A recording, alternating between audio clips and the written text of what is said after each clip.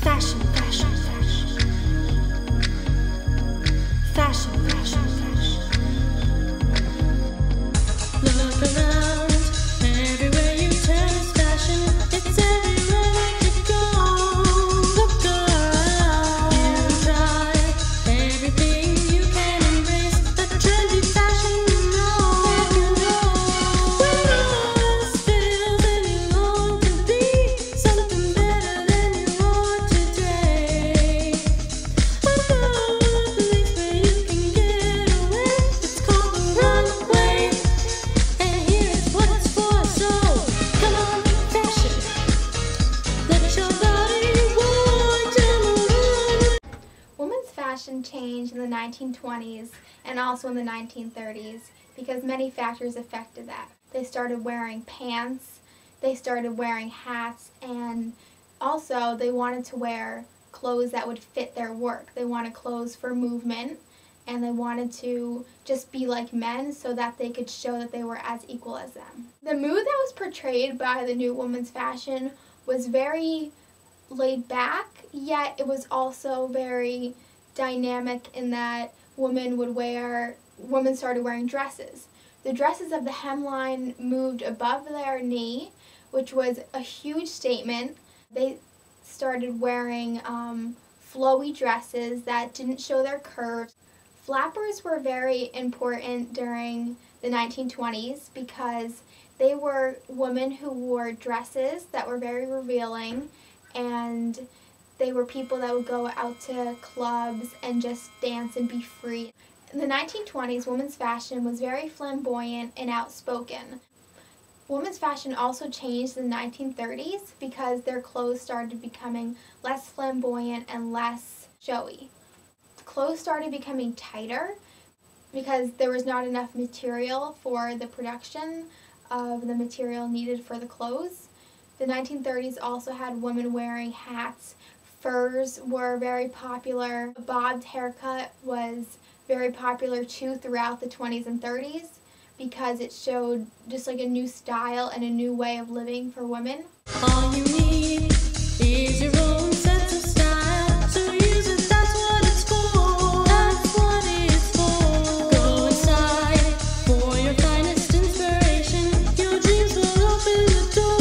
Open up that door. It makes no difference if you're black or white, if you're a boy or a girl. The trends are changing that will give you new life. You're a supermodel, yes, that's what you are. You know it. Come on, fashion. Let your body walk down the runway. In the 1920s, after World War I, women began to become more outspoken for their rights, particularly for the right to vote. They felt that they wanted to be more independent and free because they felt confined. They felt that man's the man of the house, they take care of everything, and the woman would cook and clean and raise the children. That was their job and their purpose in life.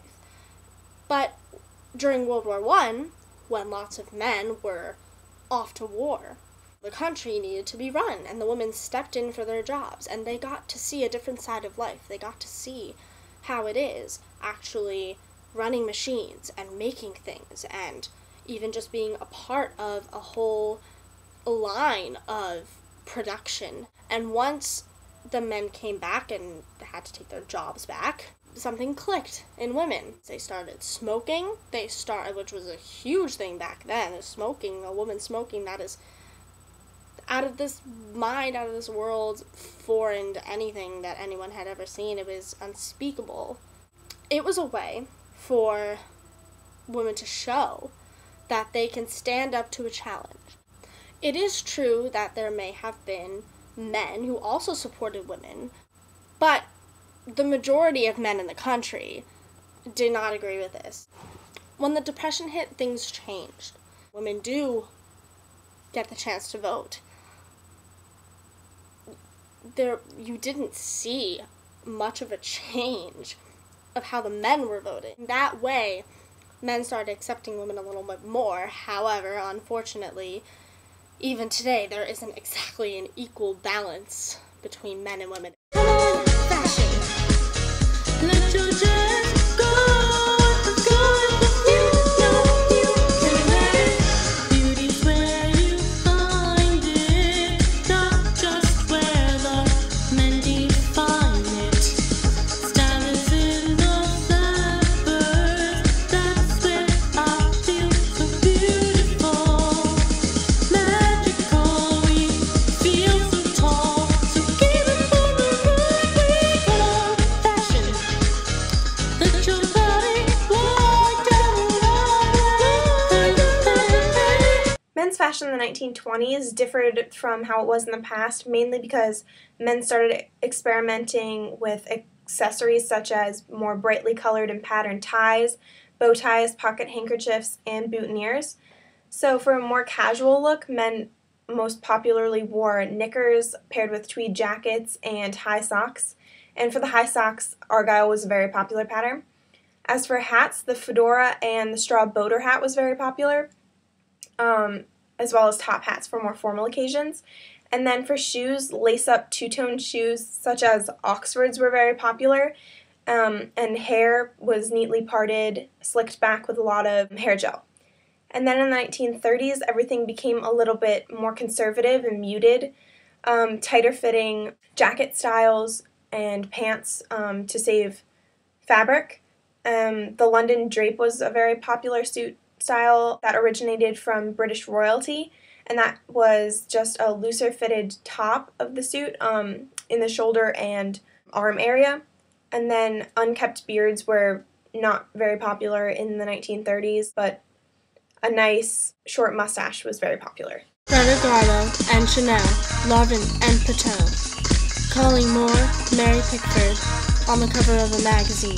Rudolph Valentino, Gable and Grant, picture of a fashion king. Claudette Colbert, Gloria Swanson, Louise Brooks, bobbed her hair. They had style, they had grace. Clara Bow gave a good face. Josephine Bessie and Alice too. Al Capone, we love you. Ladies with an attitude. Fellows that were in the mood. Don't just stand there, let's get to it. Strike the pose, there's nothing to it. Fashion!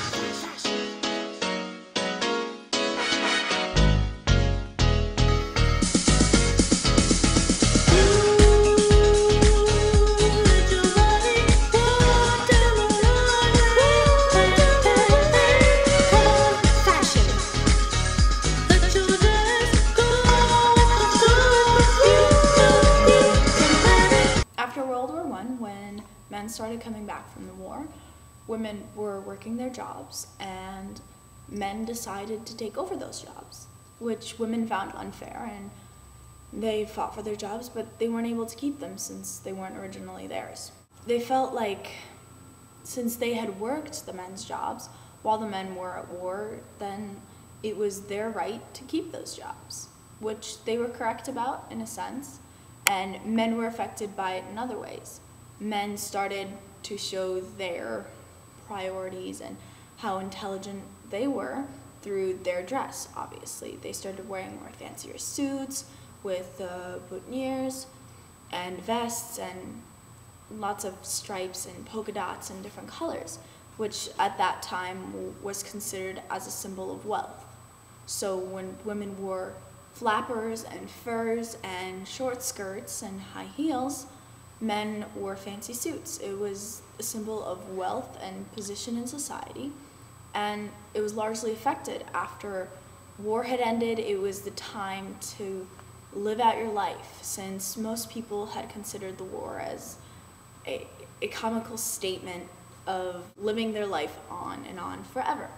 And that was mainly one of the reasons why women and men became so fashionistic. Fashion.